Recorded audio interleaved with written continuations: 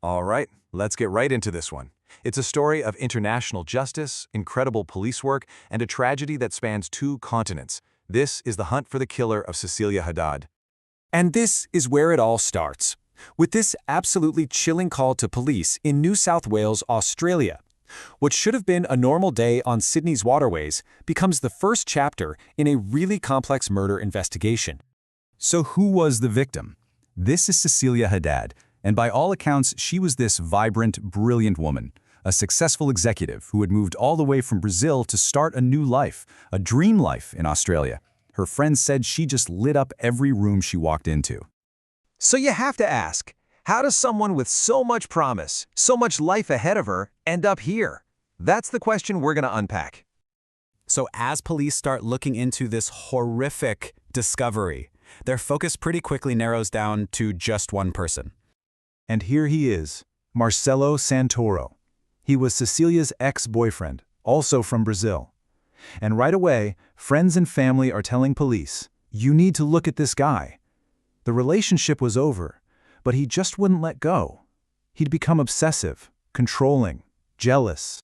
And this is where the first huge roadblock comes in. Just as police are homing in on him as their prime suspect, they find out he's gone. He's already on a plane, heading back to Brazil, seemingly completely out of reach. The killer had fled the country. I mean, this creates this massive legal nightmare that honestly could have shut the whole case down right then and there. And here's why. It all comes down to the Brazilian Constitution. It has this policy that says they won't extradite their own citizens. So Australia couldn't just ask for him to be sent back to stand trial. Santoro probably thought, I'm safe, I'm home free. Well, he was about to find out how wrong he was. Okay, so the suspect is literally on the other side of the world. What do you do? Well, the detectives knew they had to build a case so perfect, so undeniable that it couldn't be ignored. And they did it by digging deep into his digital life. And look at this timeline. It just shows this pattern of obsession getting worse and worse. In the 24 hours before she was killed, CCTV footage catches him going to her apartment 5 times. 5. Turns out he'd had a key cut without her knowing and was just letting himself in to check if she was home. You know, the lead detective put it perfectly. This wasn't just some random act. This was stalking, pure and simple. And Cecilia was terrified. I mean, she was so scared she was staying with friends, even taking showers at her own apartment in the dark so he wouldn't see the lights on and know she was there. So to nail down exactly where he was on the day of the murder, the police went to his cell phone.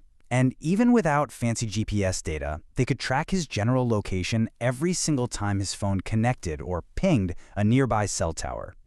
And that phone data, it paints a really clear, really grim picture. You can see him leave his place and head to Cecilia's, where police believe she was killed just after 10 in the morning. And then, for hours that evening, the data shows him just driving around, near the water, looking for a place to get rid of her body. So the phone data gave them the where, but CCTV, that gave them the what.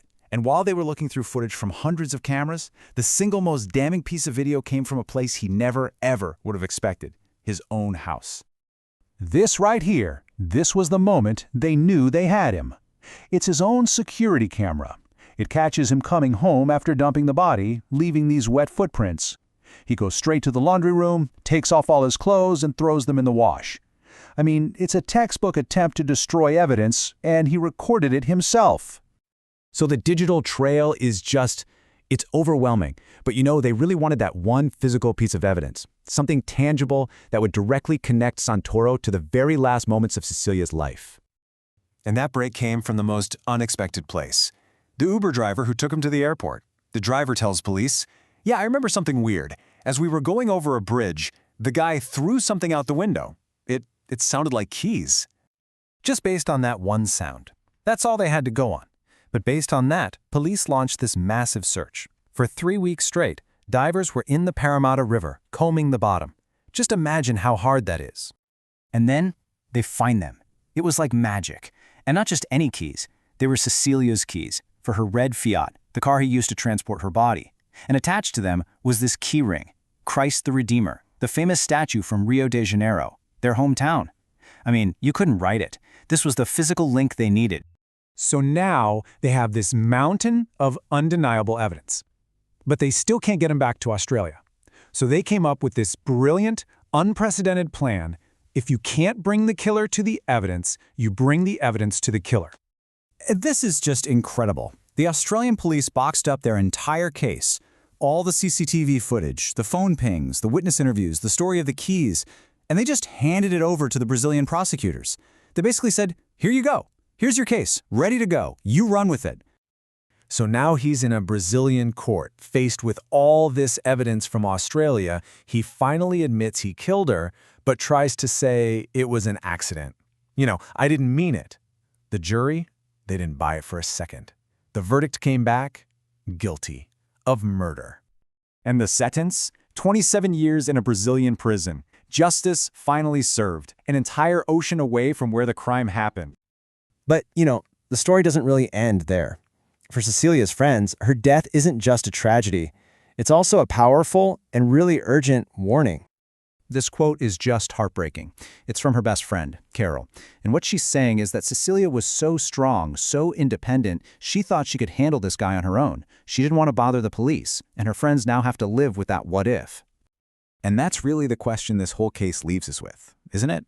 When do you step in? When do you go against a friend's wishes because you're genuinely scared for them? It's not easy. But the detectives said it themselves. If Cecilia had just known what the police could have done to help, things might have been totally different. It's a really sobering thought about the hidden dangers of domestic violence and about the tough calls we sometimes have to make to protect the people we love.